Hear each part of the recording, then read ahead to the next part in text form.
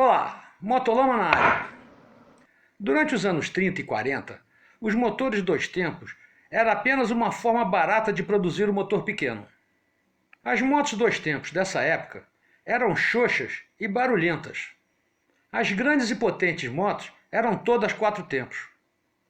Mas a pesquisa para transformar esses fedorentos motores, aliás, eles ainda não eram fedorentos, na sequência vocês vão entender por quê. Mas essa pesquisa para desenvolver o motor dois tempos rendeu uma das melhores histórias dignas de James Bond do tempo da Guerra Fria. Para quem não sabe, a Guerra Fria aconteceu logo após a Segunda Guerra, em 1946 até 1989. Ela tem esse nome porque as duas maiores potências do mundo, que eram de um lado os Estados Unidos e do outro lado a União Soviética, passaram esses 43 anos numa disputa ideológica entre o capitalismo e o comunismo, como o cachorro latindo atrás do portão aberto. Mas nunca teve um conflito real entre as duas nações. Pois é, essa história que vou contar hoje é como a tecnologia de foguete desenvolvida durante a Segunda Guerra Mundial ajudou a Suzuki a desenvolver seu motor de dois tempos e virar uma das quatro grandes como é hoje. E tudo isso graças ao Muro de Berlim.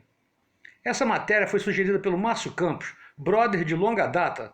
Valeu, Mock! Motolama começando agora.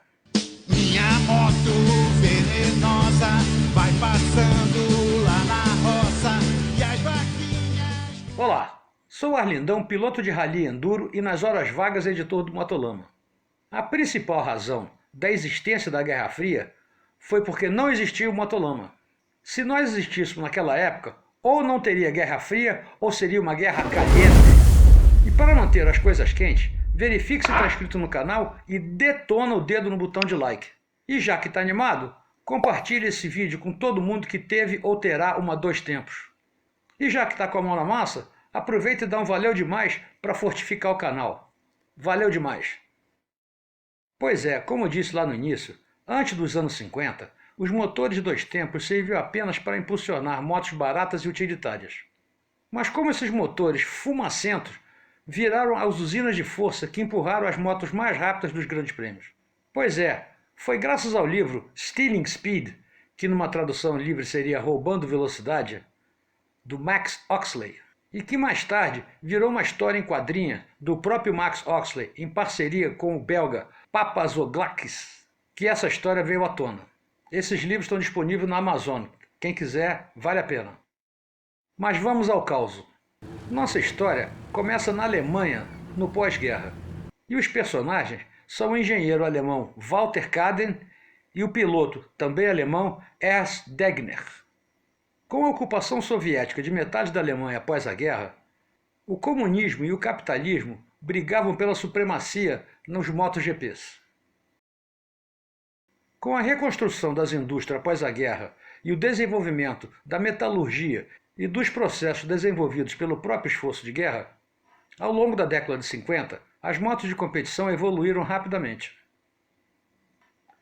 Porém, atrás da cortina de ferro, como chamava o lado comunista da Alemanha, as economias centralizadas no melhor estilo socialista colocou todas as mentes brilhantes para trabalhar em projetos militares. Por conta disso, a produção de veículos parou no tempo. Para entender o que eu digo, olha esse carrinho alemão, o Trabant, que é mais feio do que roubar caixinha da igreja. Mas apesar de tudo, o motociclismo era um esporte super popular do outro lado do muro.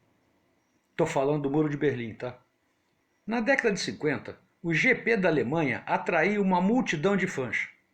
E o pior é que tinham heróis locais para torcer. E como toda regra tem exceção, as motos de competição da equipe oficial da MZ, que era um fabricante da Alemanha Oriental, eram o catiço.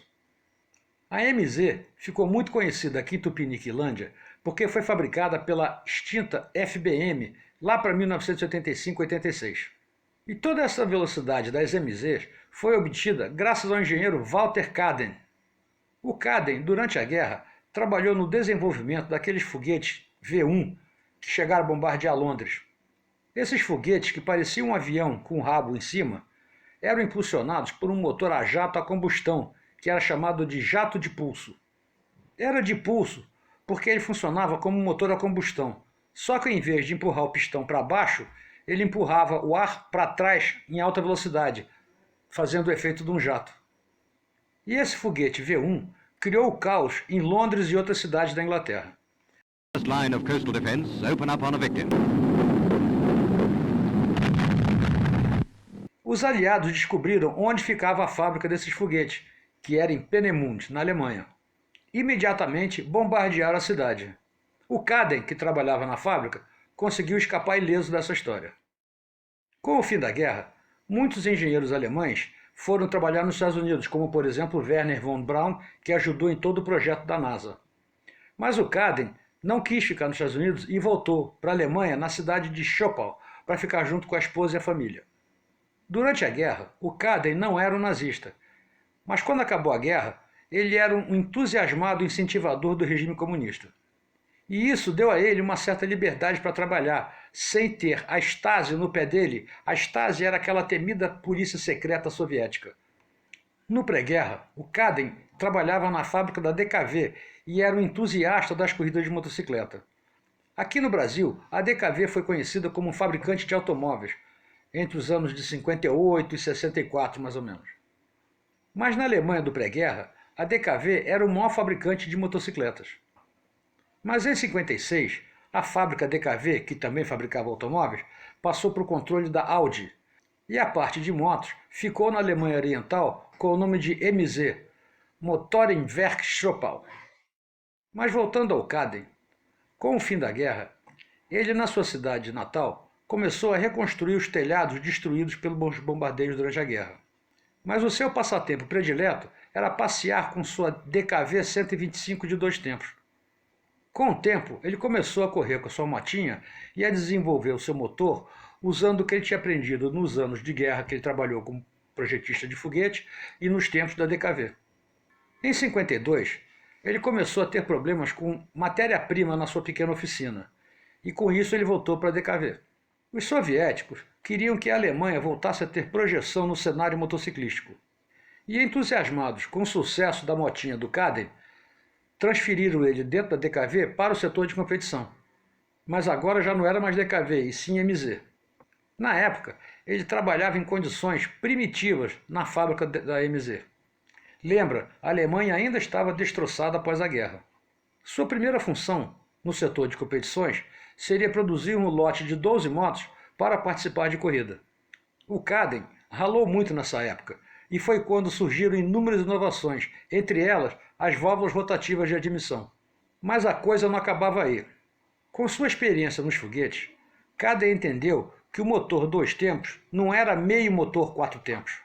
O motor 2 tempos envolvia ressonâncias harmônicas, ondas de pressão e outras forças misteriosas. Ele entendeu que o motor 2 tempos funcionava mais como um órgão de igreja do que uma bomba de poço. O motor 4 tempos tem uma explosão a cada 2 voltas, enquanto o motor 2 tempos tem uma explosão a cada volta. Inclusive, foi por isso que a Honda, na tentativa de superar os motores 2 tempos, começou a fazer motores que giravam a 20.000 RPM e com muitos cilindros. Um detalhe curioso é que esses motores de alto giro, eles tinham uma faixa ideal de 500 RPM apenas, e para aproveitar essa faixa de 500 RPM, eles começaram a fazer câmbio de 16 marchas. Eu fico imaginando os caras na pista, trocando de marcha, pim, pim, pim, pim, pim, em vez de ser gozado. Mas a ideia central em um motor a combustão é colocar a maior quantidade possível de combustível dentro da câmara de combustão. E essa era a maior dificuldade no motor 2 tempos. Então Caden começou a incorporar o que ele tinha aprendido durante a guerra com o motor de jato de pulso, que tinha um problema semelhante. Ele bolou uma forma de tratar as ondas sonoras dentro do escapamento, assim como ele tinha feito com o jato de pulso. Ele criou uma câmara de expansão dentro da descarga, que imediatamente aumentou em 20% a potência das motos. O que ele fez com a câmara de expansão foi liberar espaço para os gases se expandirem mais rápido na descarga, liberando mais rapidamente espaço dentro da câmara de combustão. A dificuldade era que qualquer alteração nessa câmara de expansão da descarga, a moto alterava o funcionamento radicalmente. E isso era feito por tentativa e erro. Cada modelo de descarga envolvia fabricar uma descarga à mão, daquela forma, e colocar na moto e ir para a pista testar ver se tinha melhorado ou piorado. Era um trabalhozinho insano. E em 1955, a equipe da MZ foi para o Grande Prêmio de Nürburgring. Nessa época, a MV Agusta reinava na categoria 125. E aqui começavam a aparecer as grandes diferenças. A MV Augusta era pancada por um conde italiano e mais um dinheiro que vinha de tudo quanto é canto, dos ricos italianos. Enquanto a equipe da Alemanha ralava para ter ferramentas para trabalhar. As pessoas olhavam para a equipe com pena. As MZ não venceram as MV Augusta de cara, mas conseguiram um quinto e um sexto lugares. Para a temporada de 56 e 57, eles resolveram contratar um jovem piloto, Ernst Degner. E esse é nosso outro personagem na história. Nessa época, apesar de pequenos progressos, eles ainda não arrumaram nada. Mas em 58, com suas 125 de 20 HP e o Ernst Degner cada vez pilotando mais rápido, eles conseguiram arrumar alguns pódios, mas sempre atrás das velozes MV de 4 tempos. Mas em breve chegaria a primeira vitória, no Grande Prêmio da Suécia, na categoria 250. Mas o brinquedo ainda não estava pronto. Com seus motores girando cada vez mais rápido, o superaquecimento era um problema. O Cadden, depois de fuçar toda a literatura disponível, ele descobriu um projeto da Zundap de 1930, que misturava óleo com a gasolina. E para sua maravilha, não só resolveu o problema do aquecimento, como acrescentou mais 10% de potência. De alguma forma, o motor admitia mais mistura com esse sistema. A sua 125 liberava agora 22 HPs. E nas mãos de Degner, a moto era realmente competitiva. Com isso, o Degner começou a se tornar celebridade na Alemanha e foi tratado como tal. Mas o seu padrão ainda era inferior aos pilotos ocidentais. Ele ficava incomodado de ser olhado de cima pelos outros pilotos. O grande sonho dele era sair da Alemanha socialista e virar celebridade de fato. E isso era o cenário perfeito para a traição.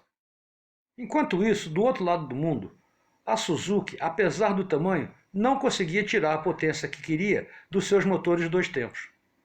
E eles não queriam gastar o dinheiro e o tempo necessário para desenvolver seu motor.